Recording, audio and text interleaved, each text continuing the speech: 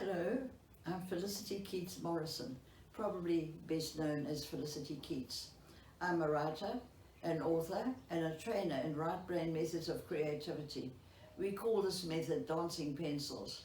Because it is so effective in getting people to write publishable work very easily, in 1995 I created a publishing concern called UmSinsi Press. This is a niche publisher only there to give my talented writers a platform from which to be heard. 25 years down the line, we have more than 2,000 titles on our lists. Most of these books have been written by young people at school, primary school and secondary school. In fact, 2/3 of them are written by children.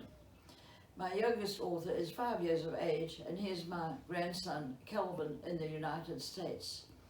10 to 15 years down the line, these children are now adults. Some of them are still writing, and all of them have wonderful life stories to tell you. This week, I have with me my publicist, ayanda Hlabisa, who is taking this video. In the future weeks, we will be introducing you to one author at a time, or sometimes two, who have books published and would have interesting life stories to tell. I'm sure you're going to enjoy it. But for now, this is going to be my story about how all this began and what is happening. It was 60 years ago that I fell in love with writing. I can remember lying on the grass with my two small daughters climbing on my back whilst I penned a letter to the Sunday paper. This was in response to an article I'd read in a column called 50 in the Shade. The writer called herself Patricia, and in it she said to me very surprising things. She said, if you want to dye your hair purple and wear veldskoesn and an smock, do it. It's your life. Live it as you want to.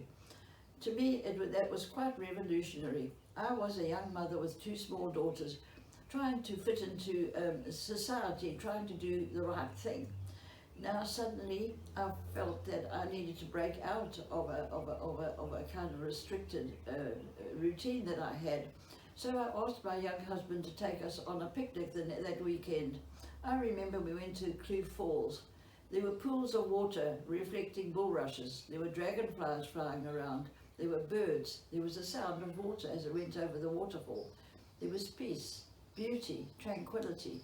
I was all fired up and came back and rapidly wrote a letter to Patricia, explaining my reaction to her column. She replied, why don't you try writing? You have a very vivid style. My letter to the Sunday paper was a winner that week, so with her encouragement I was all fired up. But I realized I needed to find out something about the craft of writing. I was lucky to find Faye Goldie, an ex-Fleet Street journalist from London, who had set up the New Era School of Writing in Durban in the 1960s. She taught everything: journalism, short story writing, novel writing, literature, and I took all her courses. With her help, I got published in local newspapers and magazines, and eventually got to write a book. However, the most important thing that she taught me was free writing, and that is the basis of my right brain method. But until I perfected it, which took me 30 years to actually add to the process, I discovered things on my own that allows us to switch off this chatty left brain and allow the powerful right brain to come into its fore. Now, the left brain is about talking, it's about the ego. The right brain's it's non-verbal, and it's about your super ego, the higher ethical side of yourself. And this side of the brain can get anything it wants from the left brain, but the left brain can't get anything from the right brain.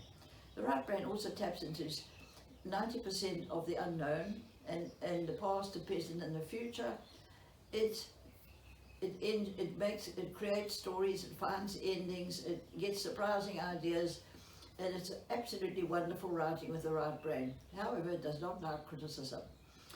So having perfected this, I also was very happy to find a TED Talk video by Dr. Jill Taylor, which I do suggest if you want to check out what I'm saying, it's good to look at that video. She is a Harvard professor of the brain, and she graphically shows the difference between the two sides of the brain. She shows you the two hemispheres they're like two very different people. She says the more we step to the right, the happier and more peaceful we will be as a society. So I do thank Faye Goldie for giving me the basis of my knowledge. As a young wife, housewife, with a fairly restricted life, I nevertheless wrote about the successes that were in my life, the cooking I did, and a trip we'd made from the Arctic, from Italy up to the Arctic. I used research from the library and wrote travel articles. So one way or another, I was getting a good grounding in writing. Then for 6 or 7 years, I was editor of the South African Bee Journal.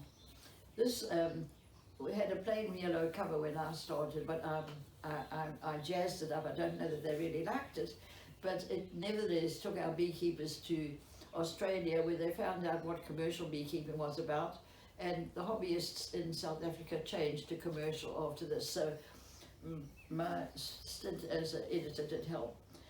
The knowledge that I gained while I was doing the GB Journal formed the basis of my first children's book called The Wild Swarm, which was published by Tafelberg in 1988.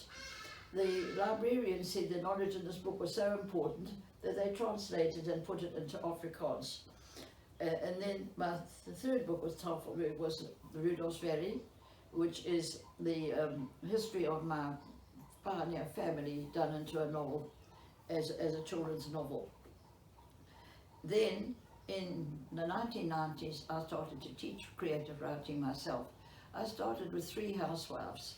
One of them, Jenny Clegg, wrote in my register. I tried for years to get published. You made it happen.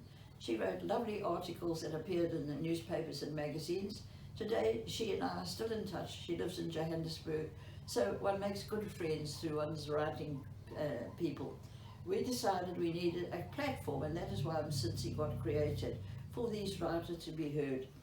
Their first stories are in this book. We called it Felicity Keats and Company, and the subtitle was Sundowners, because each story is about an ending, divorce, death, and there's also murder. But it's not gruesome murder. It's got a little touch of humour about it. So this was our first publication. Our second, this was published at Exclusive Books in Westfall, as was this one, Cadences, Ups and Downs of Life. And then I wanted to carry on publishing, but I've been using bond money from the house, and there's a limit to that. So I wondered, how can I publish without costing a great deal of money? Then I remembered the story that my granddaughter Jenna had told me when she was 4 years of age. I'd been to a children's course where they teach you to create a beginning, 3 middles, and an ending, and polish, polish, and polish. I had done that, and then I tried out my story on my granddaughter. She just threw her head back and she laughed. She said, "Grandma, that is so boring." And she made up a story there and then about a stove that ate the food, ate the pots, ate the sink, ate the walls, ate the roof, till it stood in the open. It's very good to listen to children, and I thought to myself, that's not a bad idea. So I took the story and I added story elements to it. I said to myself, what would make a stove angry?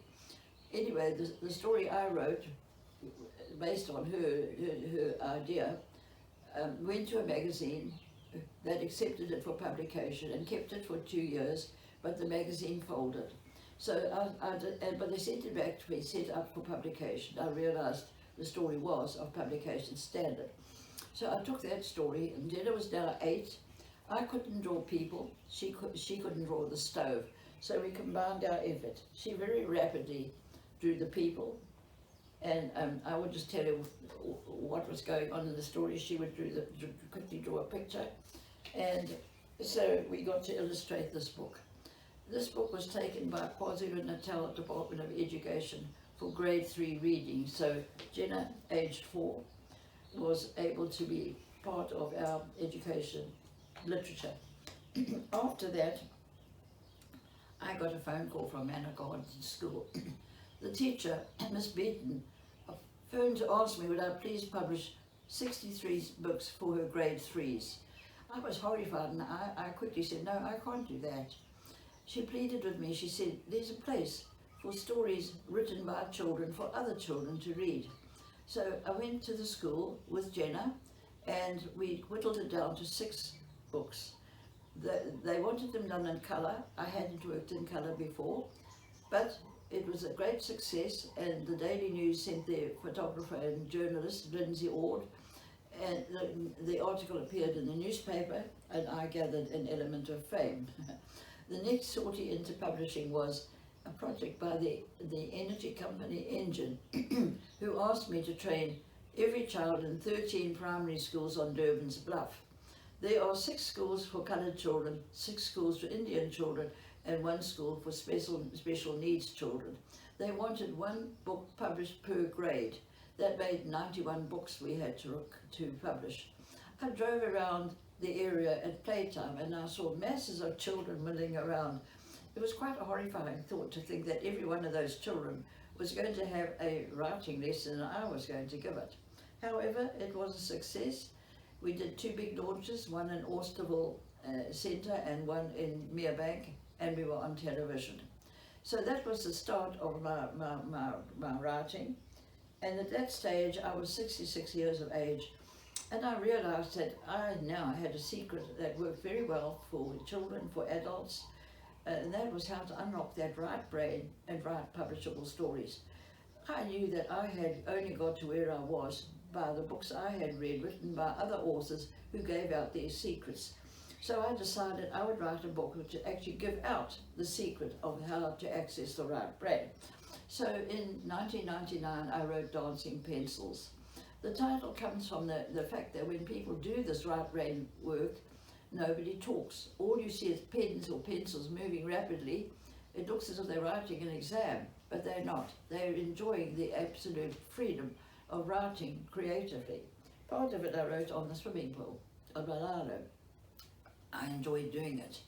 The result of that book was that I got to be invited by the Department of Education. First, they took 100 copies of the book to train teachers.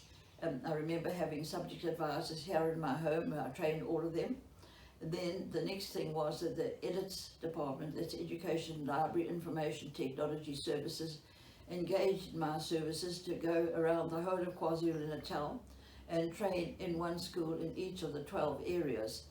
They wanted 1 book per grade per school. Again, 12 times 7 is another 84 books. I did that work. It was a success. In 2004, we also launched the Dancing Pencils Literacy Development Project at the Hilton Hotel in Durban.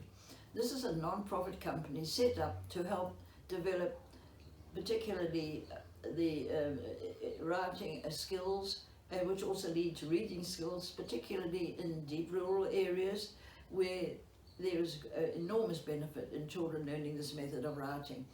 This method of writing then, with the Education Minister to open it and the Arts and Culture Minister to close it, was a success. It then took me around the whole of South Africa doing trainings in different educational areas. So in 2008, I decided to document my 10 years of writing in this book. I called it I Do Not Think, Therefore I Am. Descartes says, I think, therefore I am. We say, we do not think. We do not want you to think when you write. We want you to just write, because the right brain sees things in pictures and it tells you what to write. So this got launched, and then shortly after that, I got a Living Legends Award from the Durban municipality, which is quite a prestigious award given to South Africans who've done good work. My work was for academics nationally. At that particular occasion, I got to shake the hand of Dr. Zweli Mkhize, who was then the Premier of KwaZulu Natal. I said to him, Dr. Mkhize, I have a lovely project for literacy in rural areas. He got one of his aides to take my name, and his appointments secretary, Mimi JB, phoned me, and I got to meet with the Premier. I took a handful of books, children's books along to show him, and he immediately saw the talent that lies in our children.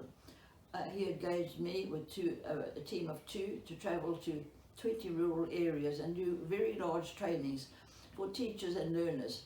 We had 100 children and 20 teachers at each of these trainings, which took 2 days. Some of the result of this is that some of these people are still using that right brain knowledge and are running writing clubs in deep rural areas. They publish on an annual rate, because we have a large Dancing Pencils book launch once a year for clubs to submit their published work. So we give these rural children a platform to be heard from. There's some quite amazing stories that you'd love to hear.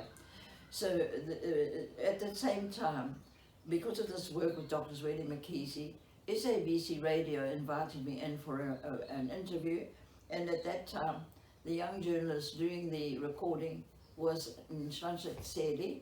I could see passion in his eyes for writing. I asked him, would you like to write a book using your right brain? He was a freelancer, had time off during the week, so we met once a week, and in 6 weeks he wrote this book called Sailing Over Troubled Waters. In it he wanted to explore adoption and homosexuality, which he said are both foreign concepts to his culture. He had been a herd boy when he was young, and with his background in the radio work, he had a rich background, and the story has a Shebeen queen and a royal prince, and it's quite a delightful story. From that, I did more work, and then in 2018, I published probably my last book, I think, in right brain writing. And this one I called On Writing, Right Brain and Dancing Pencils. The first part teaches you how to tells you how to write well, which is not difficult at all if you find your right brain. Then there's a small section on the right brain which explains exactly how to access the right brain. And the final section is on Dancing Pencils writing clubs in schools. And in it I've got 20 mentors that I interviewed, all very different. Some teachers, some ordinary people in just wanting to do some service for the community, each with a passion for helping develop other people. That's the basis of the work we do, it's unselfish.